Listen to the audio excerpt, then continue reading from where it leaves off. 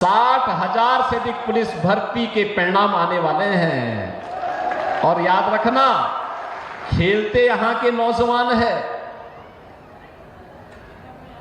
अपने योग्यता के बल पर जो पहले उपेक्षित हो जाते थे, अब तो मुजफ्फरनगर, मेरठ, बागपत, शामली, बुलंदशहर, इन जनपदों के युवा बड़े पैमाने पर भर्ती होते, कोई रोक टोक नहीं, कोई भेदभाव नहीं, बड़े पैमाने पर भर्ती होने वाले हैं। और परिणाम हम बहुत शीघ्र देने जा रहे हैं। 60,200 पद पर एक साथ भर्ती हो रही है, और बहनों और भाइयों, इसीलिए मैं आपसे कहने के लिए आया हूं, युवाओं के लिए सरकारी नौकरी भी है, तो खिलाड़ियों के लिए भी हम लोगों ने एक पॉलिसी बना करके उन्हें नौकरी देने की कार्रवाई को आगे बढ़ाया है। अब यहां का खिलाड़ी जो ओलंपिक में, एशियन गेम्स में, कॉमनवेल्थ में, वर्ल्ड चैंपियनशिप में मेडल जीतता देश के लिए, उत्तर प्रदेश सरकार पैसा भी देती है और साथ साथ नौकरी भी देती है। प्रीति पाल की चर्चा यहां पर जयंत जी कर रहे थे।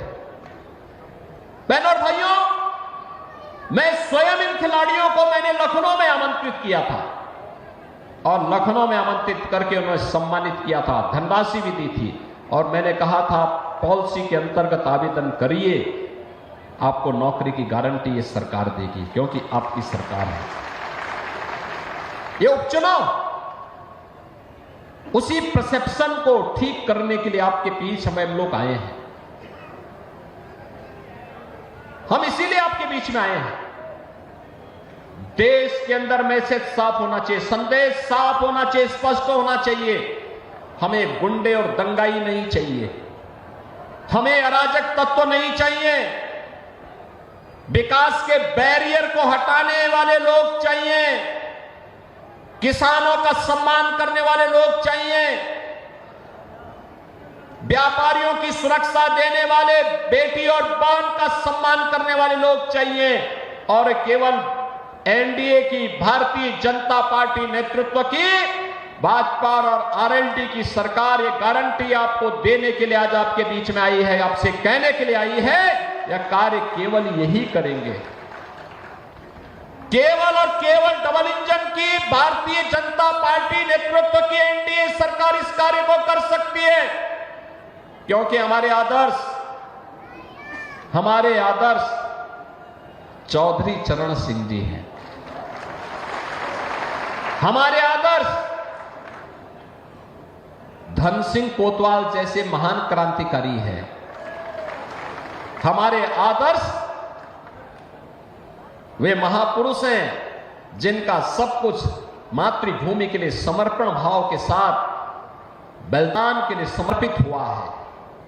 हमारे आदर्श भारत माता का वह लाल है जो अपने आप को भारत की सीमाओं की सुरक्षा करते करते अपने आप को बलिदान कर रहा है।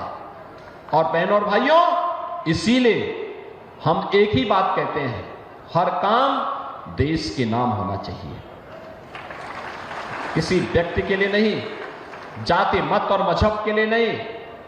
और मोदी जी ने इसीलिए आप सबसे कहा, मोदी जी ने जब कोई योजना चलाई तो योजना का नाम भी लिखा सबका साथ और सबके विकास का। विकास सबका, सुरक्षा सबको, सम्मान सबको, लेकिन तुष्टीकरण किसी का नहीं। और बहनों और भाइयों, उसी भाव के साथ आज मैं आपसे अपील करने के लिए आया हूं। एनडीए ने राष्ट्रीय लोकदल के चुनाव चिन्ह के तहत यहां पर श्रीमती मिथिलेश पाल जी को अपना प्रत्याशी बना करके आपके बीच में उतारा है। मिथिलेश पाल जी, आपने देखा होगा, एक सहज सरल नारी के रूप में आपके बीच में सेवा भाव के साथ कार्य करने के लिए आई है। और मैं तो धन्यवाद दूंगा जयंत जी को कि उन्होंने मिथिलेश जी को प्रत्याशी बना करके, उतार करके, जन भावनाओं को सम्मान दे करके एनडीए में भाजपा लोकदल के सभी कार्यकर्ताओं के भावनाओं के अनुरूप, जनता जनार्दन की इच्छा के अनुरूप एक ऐसा प्रत्याशी दिया है जो इन भावनाओं को प्रतिनिधित्व देकर के आगे बढ़ा सके। हमारे पास बहुत सारे प्रत्याशी थे, सभी योग्य थे, सक्षम थे, और समय समय पर उसी प्रकार की भावनाओं को हम लोग आगे बढ़ाते भी। लेकिन टिकट मिले न मिले, पूरी निष्ठा के साथ कार्य करना है। और श्रीमती मिथिलेश पाल जी ने यही काम किया है, लगातार आपके बीच में रहकर के सेवा भाव के साथ कार्य करने का जज्बा क्या होना चाहिए, यह उदाहरण उन्होंने प्रस्तुत किया है। और इसीलिए आज मैं आप सबको आश्वस्त करने के लिए आया हूं। विकास और सुरक्षा का सारा दायित्व तो हमारे ऊपर छोड़ दीजिए, ये सब हम लोग करेंगे। आपको चिंता नहीं करनी है, आपको इसके लिए चिंता नहीं करनी है। जम्मू कश्मीर विधानसभा में हंगामे पर बोले पीएम मोदी, कहा कांग्रेस नेशनल कॉन्फ्रेंस 370 पास लाना चाहती है, कश्मीर को फिर से तोड़ने की हो रही साजिश, मंसूबे कामयाब नहीं होंगे। वो फिर से कश्मीर को लेकर साजिशें करने लगे। कांग्रेस गठबंधन वहां फिर से आर्टिकल 370 लागू करने का प्रस्ताव पारित किया है। दोस्तों, क्या यह देश स्वीकार करेगा? 370 को लेकर गृह मंत्री अमित शाह ने कांग्रेस और एनसी पर हमला बोला, कहा 4 पुश्ते भी 370 की वापसी नहीं करवा पाएंगी। संभाजी महाराज की भूमि पर कहकर जाता हूं, मेरी बात मानिएगा शरद पवार साहब, आपकी 4 पुश्ते भी आएगी, धारा 370 हम वापिस नहीं आएंगे। केंद्रीय मंत्री गिरिराज सिंह का राहुल गांधी पर बड़ा हमला, कहा राहुल गांधी में हिम्मत नहीं कि अनुच्छेद 370 फिर से लागू करवा दें। आज फिर जम्मू कश्मीर विधानसभा में हुई धक्का मुक्की, कहा सुनी के बाद मार्शलों ने विधायकों को उठा के सदन से बाहर निकाला। 370 के मुद्दे पर बीजेपी ने किया प्रदर्शन, कहा देश विरोधी एजेंडा नहीं चलने देंगे, स्पीकर के विरोध में धरने पर बैठे।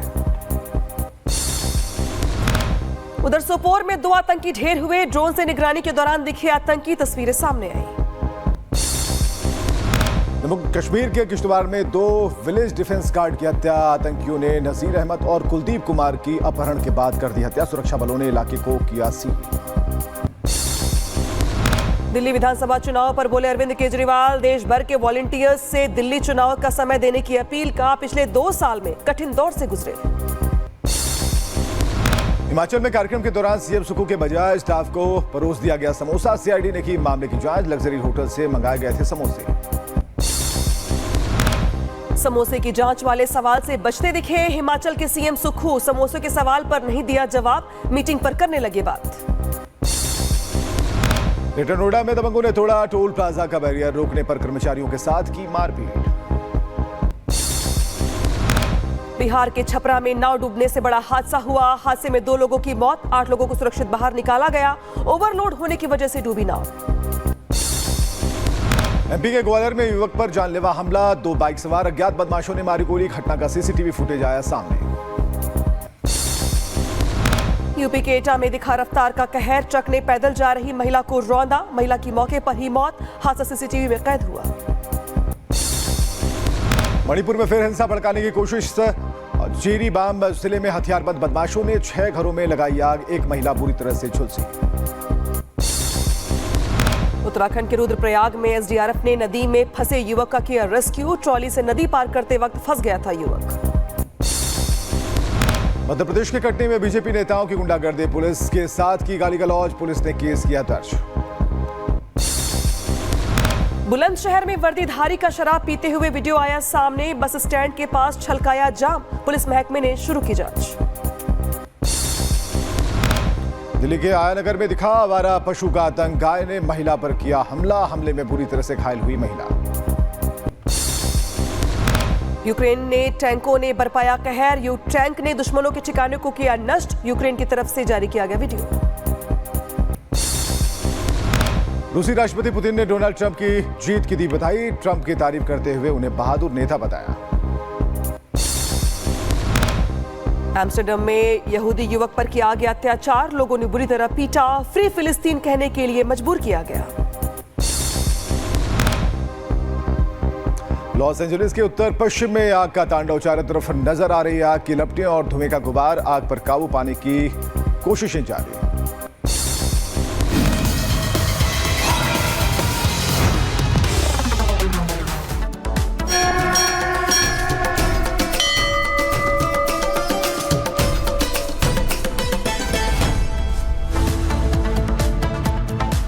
और अब बात करेंगे आस्था के महाकुंभ की, जिसको लेकर तैयारियां जोरों पर चल रही हैं। जी हां, हम बात कर रहे हैं प्रयागराज की, जहां प्रयागराज में अलग अलग अखाड़ों के संतों का, महंतों का पहुंचने का सिलसिला शुरू कर दिया गया। इसी के साथ साथ प्रशासन की ओर से भी तैयारियां जोरों पर चल रही हैं। बाकायदे टेंट सिटी लगाई गई है और हर तैयारी पर बारीक नजर रखी जा रही है।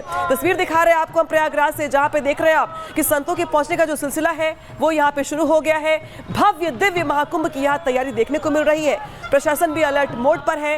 इसके अलावा तैयारियां पिछले 6 महीने से ही लगातार चल रही है वहां पे, जहां पे बाकायदे अलग अलग अखाड़ों के लिए जमीनों की व्यवस्था, उनके रहने ठहरने को लेकर व्यवस्था, स्नान को लेकर व्यवस्था, बाकी जो श्रद्धालु देश विदेश से आने वाले हैं उनके लिए व्यवस्था, सुरक्षा को लेकर चाक चौबंद व्यवस्था से लेकर के तमाम जो अलग अलग व्यवस्थाएं हैं उसको लेकर प्रशासन की पूरी नजर है। प्रयागराज में इस वक्त हम मौजूद हैं और देखिए कुंभ मेले की शुरुआत जनवरी में होने वाली है, लेकिन उससे पहले तैयारियां जोरों शोरों से है। जूना अखाड़ा, आह्वान अखाड़ा और अग्नि अखाड़ा के साधु संत इस हॉल में मौजूद हैं, जिनसे हम बातचीत करेंगे और पूछेंगे कि तैयारियां किस लिहाज से हो रही हैं। तो जो व्यवस्था हो रही है अभी, क्योंकि सबसे बड़ी दिक्कत तो हमारे प्रशासन को आई कि गंगा जी में पानी अभी पूर्ण रूपेण से हमको जगह नहीं मिल पाई। जहाँ खाली होती जा रही वहाँ लेवलिंग होता जा रहा। इस महाकुंभ में जो गंगा माई की कृपा हुई उसमें थोड़ा विलम्ब हुआ, नहीं तो इस समय पूरा पूर्ण रूप से ज़मीन सही समतल हो जाती थी, सारी जगह विधिवत हो जाती थी। अभी लेकिन प्रशासन ने उस दिन माननीय मुख्यमंत्री जी ने कहा कि आप लोग बेफिक्र रहेंगे, अखाड़े के लोग, हम बहुत शीघ्रता से आपकी व्यवस्था सब कराएंगे। और जिस तरह से पिछला 2019 का कुंभ मेला हुआ उससे भव्य दिव्य कुंभ हम कराएंगे। देखिए भव्य दिव्य और सुंदर कुंभ हो इस बार, इसकी तैयारी है। योगी सरकार कोशिश भी पूरी तरह से कर रही है।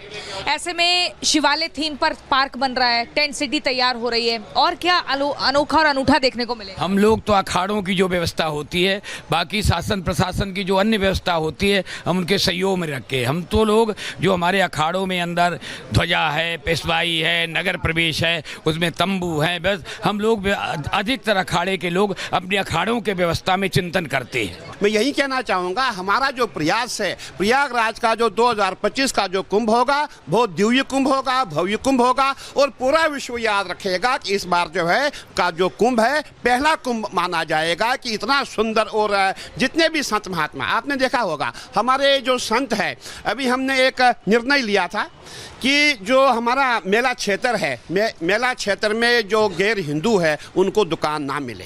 वो हमने इसलिए कहा था कि आपने देखा होगा जितने भी हमारे नागा सन्यासी है, तपस्वी है, ब्रह्मनिष्ठ है, जिन्होंने जीवन भर, कहीं ऐसे संत आपको देखने को मिलेंगे जिन्होंने पूरे जीवन अन्न नहीं खाया है, कहीं ऐसे संत आपको मिलेंगे जिनकी आंखों से जैसे रेज है वो निकलती है। ऐसे ऐसे तपो मूर्ति हमारे स्नानों में आते हैं, प्रयागराज की भूमि में आते हैं। जब उनके साथ जो है आपने थूक झात सुना होगा, आपने पेशाब झात सुना होगा, आपने जितने भी हमारे गैर हिंदू है उन्होंने इतने झात बनाए हैं कि जिसके बारे में मैं समझता हूँ जितना कहें उतना कम है। इसीलिए हमने ये कहा था कि जो मेला क्षेत्र है यहाँ पे जो गैर हिंदू है उनको यहाँ चाय की दुकान ना मिले, उनको जूस की दुकान ना मिले, उनको परचून की दुकान ना मिले, उनको पान बीड़ी बेचने की भी दुकान ना मिले, ताकि जितने भी हमारे साधु संत आएंगे उनका जो धर्म तभी सुरक्षित हो सकता है जब इनको मेला क्षेत्र में एंट्री नहीं होगी। इसीलिए हमने प्रशासन में बात रखी हुई है कि जितने भी गैर हिंदू है वो काम करे। मैं कहना चाहूँगा, आपने देखा होगा हमारा उत्तराखंड में कावड़ का मेला होता है, जितनी भी कावड़ बनती है वो गैर हिंदू ही बनाते हैं। और प्रयागराज में भी आप जब आप मेला क्षेत्र में देखेंगे यहाँ गैर हिंदू ही कार्य करते हैं। मैं कहना चाहूँगा आपके द्वारा, हम अभी यहाँ जहाँ बैठे हैं हमारे यहाँ हरिद्वार से गैर हिंदू ठेकेदार यहाँ पे है, गैर हिंदू लेबर यहाँ पे है, परंतु जहाँ हमारे धर्म को खतरा है, जहाँ हमें थूक खिलाई जाएगी, जहाँ हमें ऐसी गंदी वस्तुएं खिलाई जाएंगी तो हम वहाँ परहेज करेंगे। इसीलिए हमने ये कहा है कि मेला क्षेत्र में इनकी एंट्री नहीं हो। तो कौन है ये लोग जिनसे लगातार खतरा बना हुआ है, हिंदुओं को टारगेट कर रहे हैं? देखिए, आपने जब आप कहीं जंगल में जाते आपने सांप देखा है? जब सांप होते हैं, सांप की कोई पहचान नहीं होती है, सभी सांपों में विष नहीं होता है, लेकिन सांप तो सांप है। इसीलिए हमने कहा है कि गैर हिंदू को जो है या दुकान ना मिले। और मैं ये कहना चाहूँगा, हमारे जितने भी गैर हिंदू सनातनी भी है जो हमें फॉलो करते हैं, और कहीं गैर हिंदू है जो हमारे मंदिरों में मठों में कार्य करते हैं। और भी एक मैं आपको बीच में बात बताना चाहूँगा, हमारे यहाँ ऐसे भी है जो एक गुलाम नबी है, गुलाम नबी से गुलाब नाथ हो गए, संत भी है, ऐसी बात नहीं है। परंतु जो कट्टरवादी है, जिन्होंने अपना एक ट्रेंड बनाया हुआ है कि सनातन को गिराना है, हिंदू को गिराना है, संतों का धर्म भ्रष्ट करना है, हमें उनसे विरोध है, हमें कट्टरपंथियों से विरोध है। मैंने पहले भी अपील की थी कि जो हमारे धर्म गुरु है, किसके, जो गैर हिंदुओं के धर्म गुरु है, उनको सामने आना चाहिए, उनको एक लेसन देना चाहिए, एक उनको ये बोलना चाहिए था, जो भी गैर हिंदू ऐसी हरकत करता है, जो जूस में थूक मिलाता है, जूस में पेशाब मिलाता है, इन पे कार्रवाई हो। परंतु किसी भी धर्म गुरु ने ऐसी बात नहीं की। कोई